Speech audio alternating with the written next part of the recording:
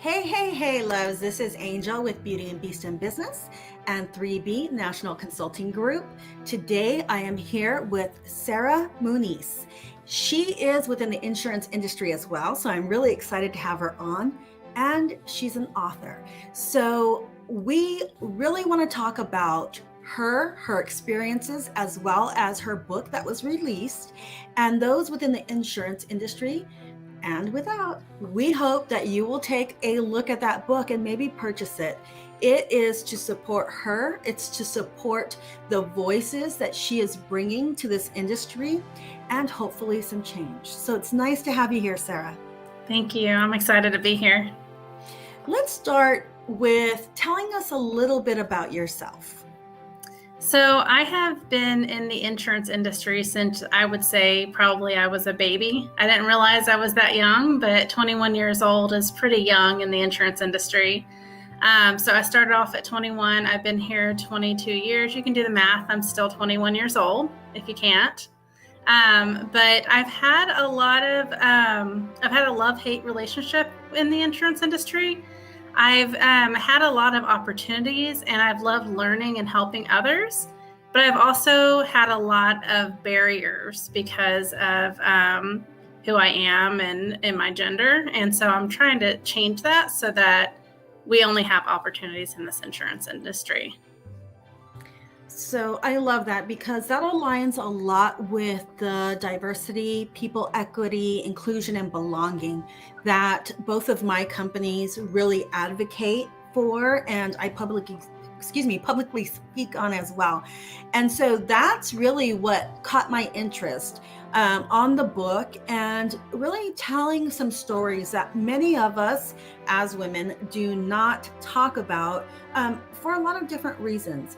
So let's talk a little bit about what is it that prompted you to actually start the book and tell your story? Because as we know, in any industry, especially one that may be a little, I would say, it's a small world within our industry, and people who know you or know someone who knows you, right? So a lot of the discussions that occur are kind of taboo when it comes around discrepancies, or it comes around maybe some of the harder barriers that can prevent some of the women from, let's say, navigating their careers. Absolutely. Yes.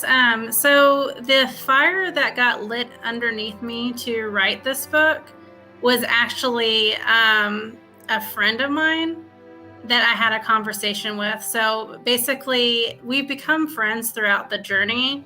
But in the beginning, we were just discussing business together. And she's one of those that she wants to know who she's doing business with, and she wants to know their story. She actually works a lot with women in insurance agencies and helping them, helping elevate them and giving them all the tools they need to succeed. So when me and her were talking, and I was telling her my insurance story and my struggles and my strengths in the insurance industry, her response to me was, "You have a very interesting story. You should write a book." And my response to her was, "I can't write a book. Even if I could, no one would read it." But she was like, "Wait, back up. Why can't you write a book?" And the reason I told her I couldn't write the book was I took a leap of faith in 2016, took a job with an employer that was awful. I went from making 6 figures to making no figures. He let me go within a 2-month period of time. And he told me if I ever shared what happened in his office, that he would have me blacklisted in the insurance industry. When I told her that, her response was, "Who is this man, and how does he still have so much power and control over you?" Mind you, this was 3 years later. I was still having these conversations of being scared of this person. Because he let me go in 2016. I was having this conversation with her in 2019. And she's one of those that she knows just the right seed to plant to light you. So I happened to know an insurance publisher. I had just met him at a conference, and we've kind of become friends. And so I couldn't sleep that night. And I was like, you know what? He made me hit rock bottom. Or, I mean, I know I made that choice, but I felt like I hit rock bottom. And I really struggled after what happened in his office. And I thought, she's right. I'm not going to let him take my power away. I'm taking my power back. And not only am I going to share what happened in his office, mind you, no one knows who that office is or who that person is, but still I get to share the story and I get to take my story back and control it. And so that's really what lit me, and what has kept me motivated is talking with other women who we have similar stories in one way or another. Right. And I know the repercussions of sharing those stories. And so I wanted to, I actually am taking, I guess the sword or whatever, where I'm like, I'm going to share my story and try to help other women in a way that they're not tied to the stories, but they can share their words are powerful. And, it really is something that as children, let's kind of move back and think. And I always, when I talk to people, I always take a look at, what are our thought processes? Why do we believe certain things? And much of it has been taught in elementary school and preschool, right? As we grow up. And, the sticks and stones will break your bones, but words will never hurt you. And that's a lie. It is such a lie. I know that was kind of a way where, it was told, keep your hands to yourself. And this is the, or don't let people get you down. But we grow up with that thought process. And I feel like it's also a tool used by people who bully. Mm-hmm. And when they, I think about when I was younger and my brother, he would put his finger in my face and he'd be like, I'm not touching you. I'm not touching you. I'm not touching you. Right. All the way through.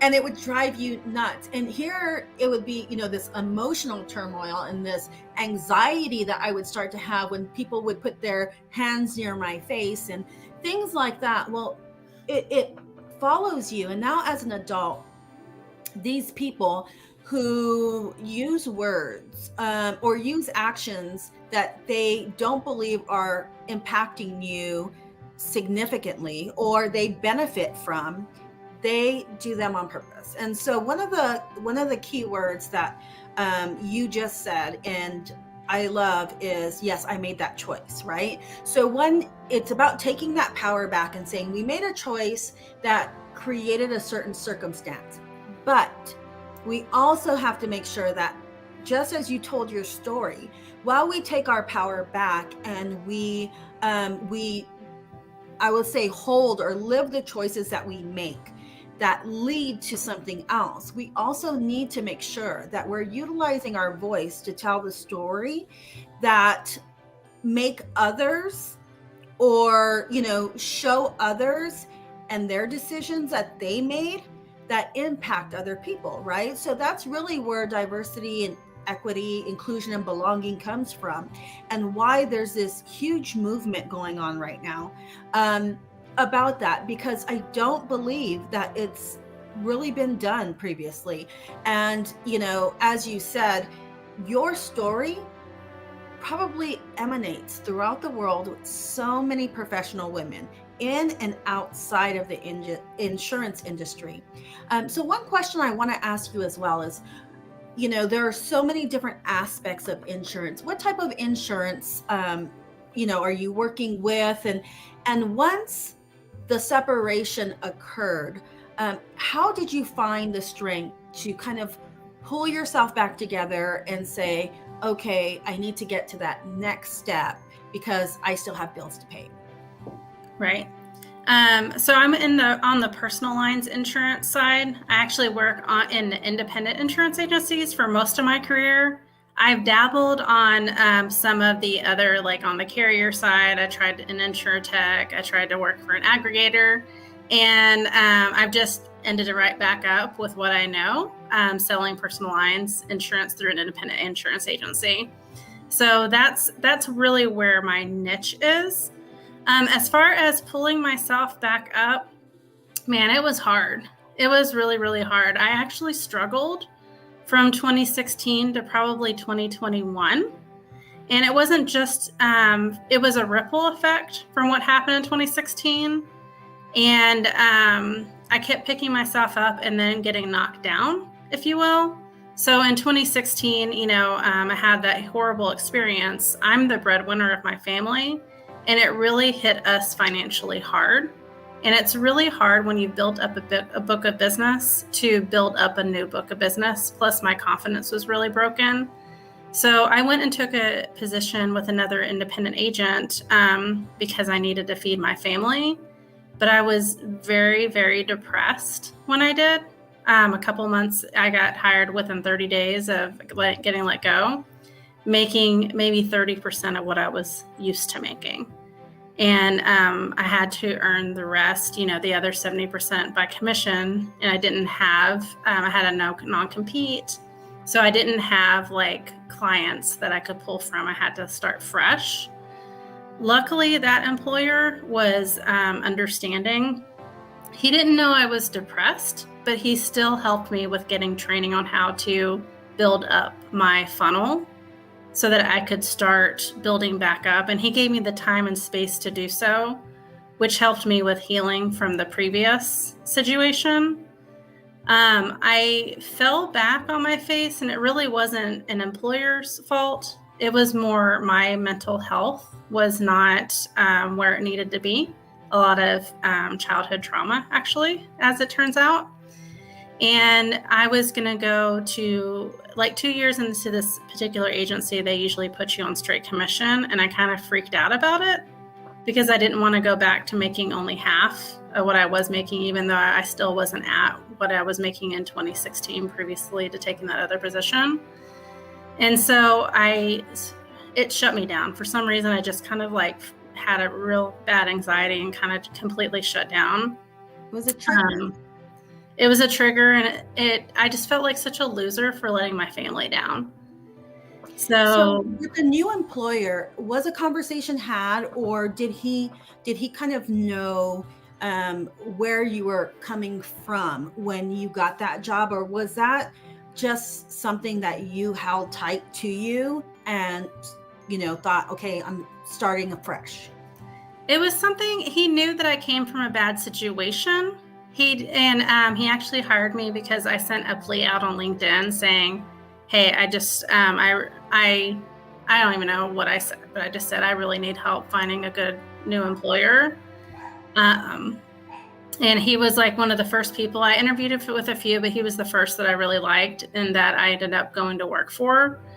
But I don't know that if he knew that I was depressed or not, or off.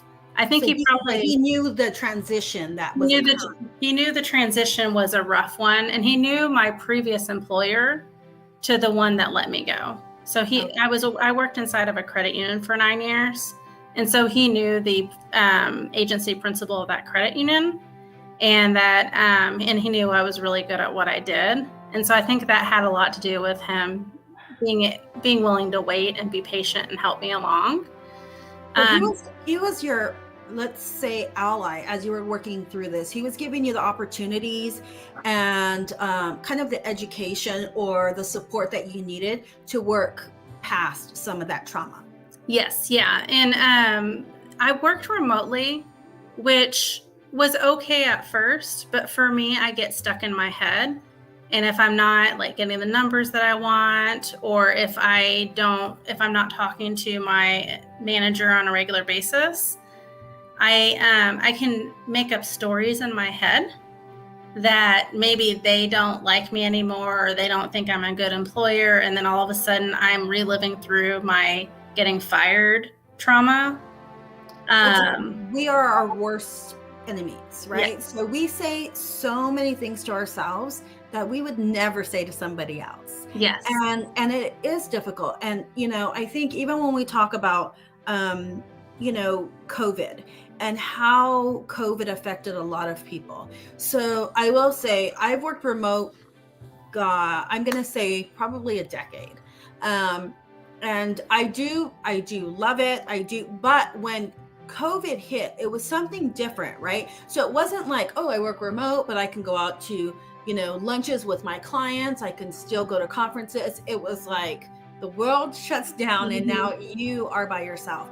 And so I can imagine that everybody at the same time is going through this transition of how we're working from home and putting you in a position where now all of a sudden some of that connection that probably helped you transition into a better space is no longer there for you, right? Right, correct. Yeah. And so when I kind of like 2018, I think, was when I started, or 29.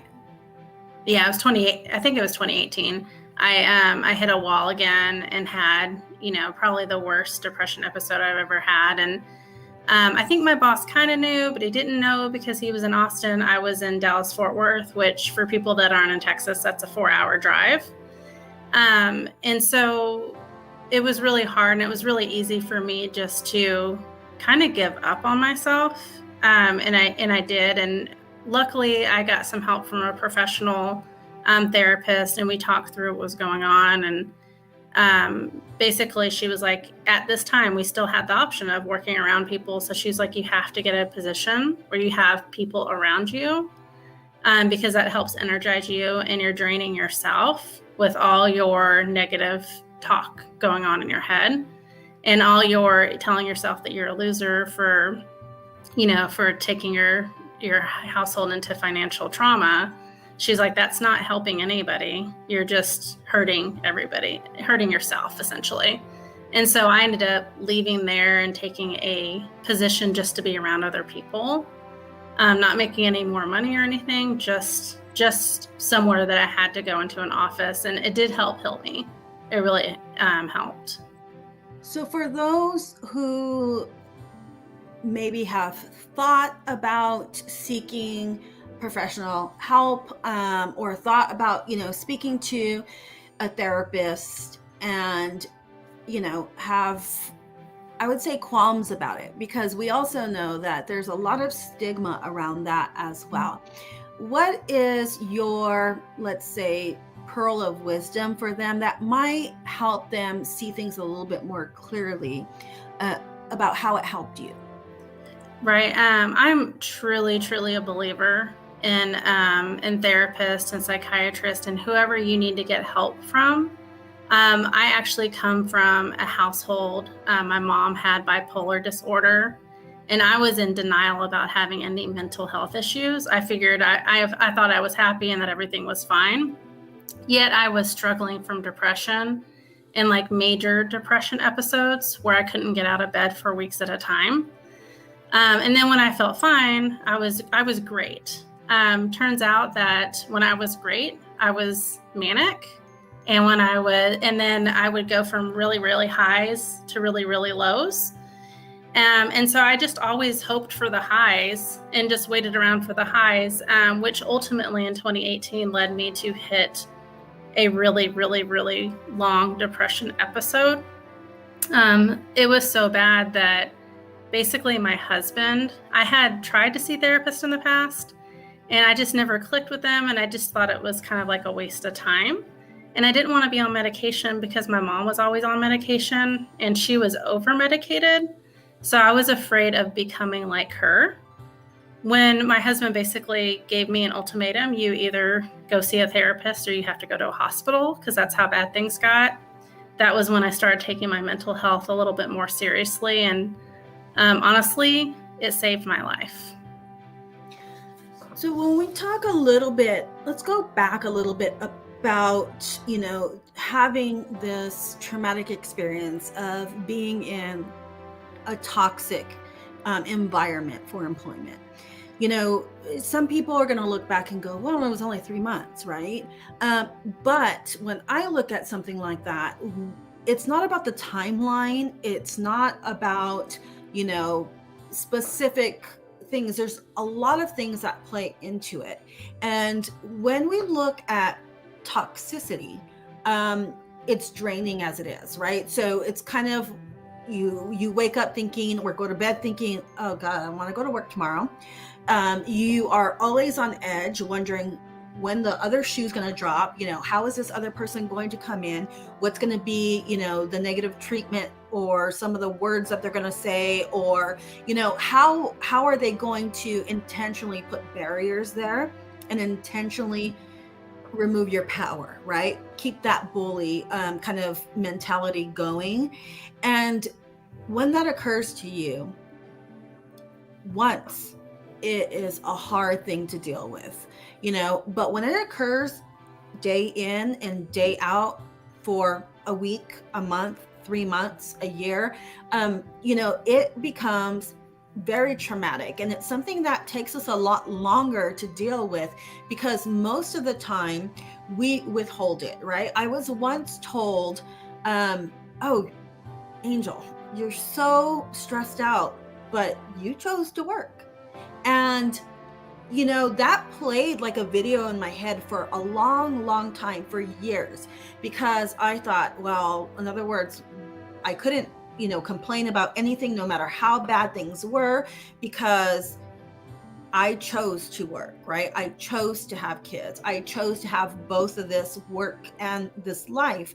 But it wasn't until about a year and a half ago when I started to actually seek help from a therapist that I was overwhelmed. And she said, hold on, Angel, that comment was made to take your power. That comment was made to make you feel like you had no choices or that you didn't make the right choice, right? And so for all of the women out there who have gone through this and are still dealing with the aftermath,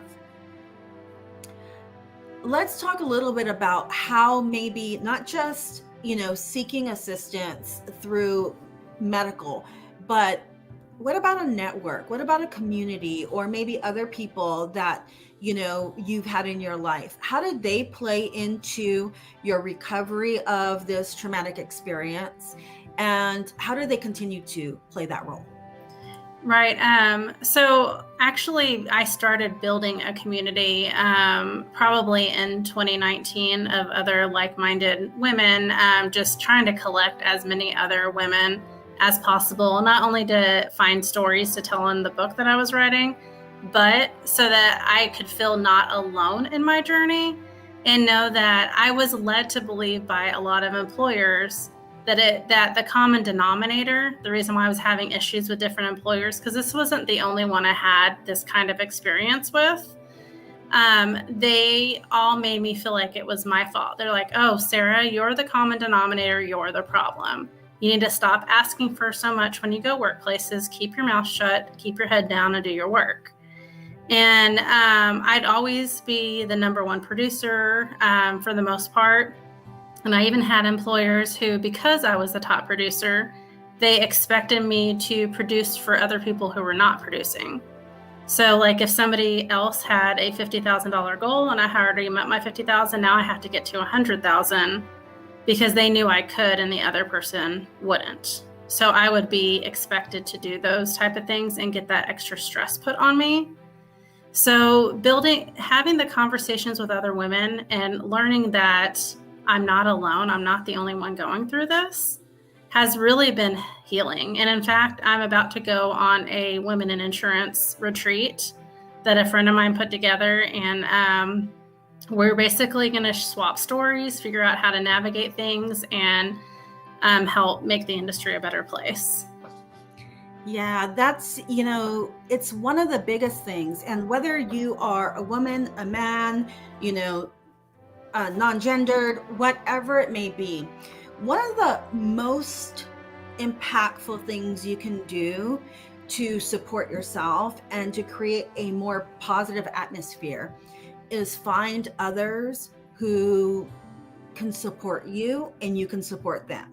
Find others who may have either witnessed something like you've gone through or experienced it, or actively working to create a better industry or workplace. That is so important. When I started Beauty and Beast in Business, I was actually just mentoring a group of other women. And it was really, I would say a lot of the male service partners I was working with who had female friends that were trying to navigate their careers, and they would say, hey, I have this friend, can I link her, or can you talk to her? And that's how it started. And then I created, it was actually the Professional Females in Risk Management, the Pro Firm. And that was up for about 2 years. And then it transitioned into Beauty and Beast in Business. And just like you, I will be on a retreat in Cancun for a couple of days with 16 insurance professional women. We are, we've done this for 3 years. We once had 27 women on a cruise. And we put together everything from book clubs to, dance nights, and we have dinners, and we have meditation and self-health and growth and everything you can think of that goes from holistic treatment through our career and our own personal growth. It is life-changing. And when you do that, you take that with you everywhere you go. And, it's really, really important for people to be able to connect, and especially for women. I will say that many of us between the ages of, let's say, 35 to 50, we could be raising children and taking care of our aging parents. We are working at the same time while we may have, running our kids to baseball or cooking dinner. And there's so many aspects that we have to fill, so many roles and hats that we're wearing at the same time, that it can be overwhelming. So taking that time for yourself is great. It's so amazing. I'd like to talk a little bit about Undiscovered Voices. When you decided to tell your story, let's talk about how you created the book and what is not just the theme of the book, but whoever purchases it and reads it, what would you like them to take away from it?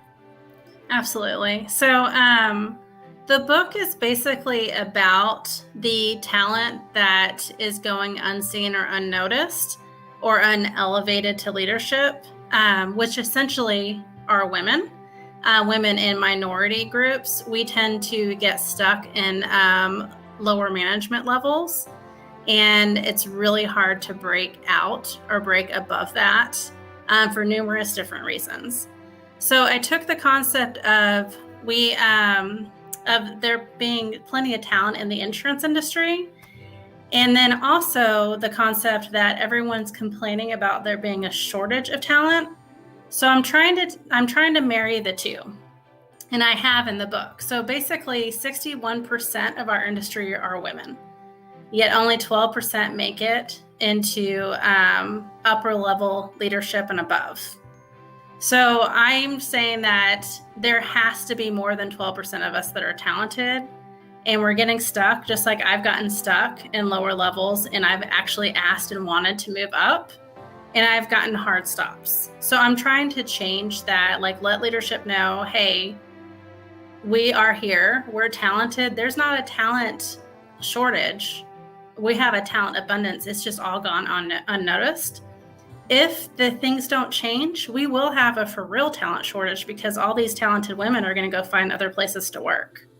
They're going to find places that allow them to excel, or they're going to start their own opportunities and have their own businesses. Because as we get a little bit older and maybe our kids are grown and we have the opportunity to do for ourselves, if a company is not treating its talent right and they've been stuck for 10, 15, 20 years in the same position, and you have the opportunity to start your own business, a lot of women are looking towards that opportunity, and we're going to lose that talent. So I'm trying to take, the talent shortage and then all the talent that we have and put them together and solve both of the problems before they get worse. I actually did a LinkedIn Live regarding exactly that, where I talk about, that career development and being stunted. In my own career, there were plenty of times where I would apply for, a different position, a higher position, and they would say, oh, you don't have one or two of these little things that we need you to have in order for you to get that role. And so I'd go out and I would earn the certificate, degree, experience, whatever it was, and I would do it quickly, usually within, a year or less. And I would come back and say, okay, now I'm ready. And it would be like, oh, but we really like where you're at, right? Mm-hmm. So the thing is that even when they tell you sometimes, yes, if you do this, if you do that, then we can get you into that role. And many of us, I kind of think about the book Lean In, or that discussion Lean In. Many of us have leaned in, and it does not always work because the insurance community is built in such a way that those that are making decisions are used to historically things being done a specific way. And you're right. I actually left my own career about 4 months ago to go out on my own and take the business events that I had been doing, but also creating 3B National Consulting Group for that reason. And many of the women that I'm working with, as we have safety, risk, HR, compliance, they're all women, and they are women with experience and education. And we're subcontracting out to many women who are finding themselves that are stuck in a specific place. So I applaud you for telling your story and putting it in writing, and also amplifying the voices of other women in the industry who are finding themselves in that same predicament, in the same kind of circumstances. Because you're right, there's no way to say, oh, well, we don't have any talent, we can't find anybody to take these VP and these C-suite positions, and yet you have a huge group. I mean, majority, as you said, what was it, 61%? 61%. 61% women, and yet we can't find anyone. And, I know from experience, some of the positions that I did not get, even after having a master's degree, were filled with males that had a bachelor's degree and less experience than I did. So again, I want to talk to all the women out there as well and say, it's not always your experience, it's not always your education. We have to recognize, and if you're advocating for yourself and still not getting to the next role, we have to take our power back. We have to be able to navigate our careers into better roles. What would you say to those males out there who are actually allies, or maybe some of the people like the employer that you had, who was kind of helping you get to the next step?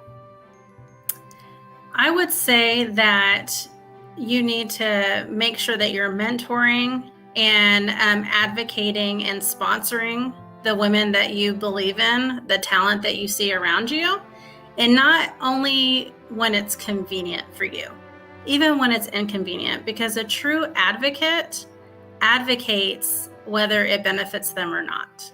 They're going to do it because it's the right thing to do. And they want the industry to be better, and they want leadership to grow and be better. So even if you're getting pushback that, we don't want to have, a woman, or we want to have more like-minded people, or however they want to say it, or if you feel like it's going to, like negatively impact you in some way, because what I have found in my research is that people are willing to advocate for others, especially men are willing to advocate to a point when it makes them look good. But the minute it makes them look bad for whatever reason to their peers, or if they think they're going to have any repercussions, they tend to fall backwards. And a true advocate doesn't do it just so that they look good. They're doing it to truly help the people around them. That's an amazing point. We see it every day. We see it in the business world, and your research is right. I think about all the times I maybe post something on LinkedIn, or I speak about something. When I first started talking about diversity and people equity and, all of these different topics and discussions that really revolved around women in the risk management sector of the insurance, as well as, let's say executive management and above, I would have so many conferences that were being put together by organizations that would say, Angel, we would love for you to come and talk. And I would say, great, I want to talk about some of the inequities that are going on. And they're like, whoa. Nope, we can't have that right now because, legal issues or whatever. And when I started to put my own events together, and I was filling 40 seats with women and 100 seats with women, and then 225 seats. I started to go, okay, there's a lot of this going on. There's a lot of us who are traveling the same road, which I'm really excited about your book as well. I'm going to purchase your book and, read through it. And I hope to share it with some other people, because it is, I'm going to say, something tangible, right? Something tangible that people can take with them and go, okay, sometimes I think I'm going crazy. Sometimes these, whether it's an employer, a manager, a colleague, maybe it's a circumstance, maybe it's the location you live, sometimes it's even family that we're in. And, we experience something and we start to feel like, maybe I'm going crazy. Maybe it wasn't as bad as I think it was. Maybe, right? Which is probably what you were doing until you said it out loud to somebody else and they said, hold on, that's not normal. That's not right. And so having your book is something tangible for all those women out there who may be questioning their own sanity, questioning their own experiences, and being raised in a position where they think, oh, well, that's normal. We're supposed to just deal with it. So, thank you so much for writing that and for taking time to, again, amplify other voices and advocate, because I know it's not easy. It's not easy for you to not just write the book, but then to publish the book and now speak about the book and continue to talk about your experiences. But before we go, I want to give you a chance to close us out and maybe, give somebody some hopeful advice out there, give a woman some hope and some, let's say, thought process that may be able to get them from a dark spot into the light. So nothing is permanent. That was the advice that was given to me when I was having my darkest moments, was that nothing's permanent, that things will and always do change. So just because you're having a rough time now doesn't mean that you're not going to find a passion or a spark and have a light at the end of the tunnel, and quite frankly, be better than you were before you started going through your hard time.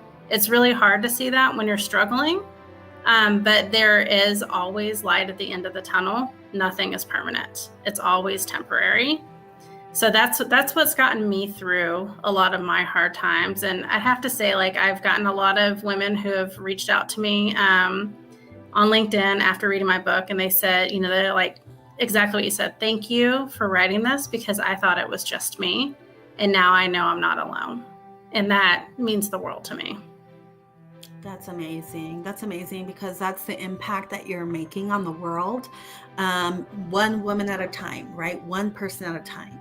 And so if ladies, even allies, gentlemen, anybody out there, if you find yourself in a dark spot and you want to connect with somebody to feel heard, feel seen, and maybe create a network of like-hearted people. As I said, we're not like-minded. We don't always believe the same thing. We don't always, do things the same way.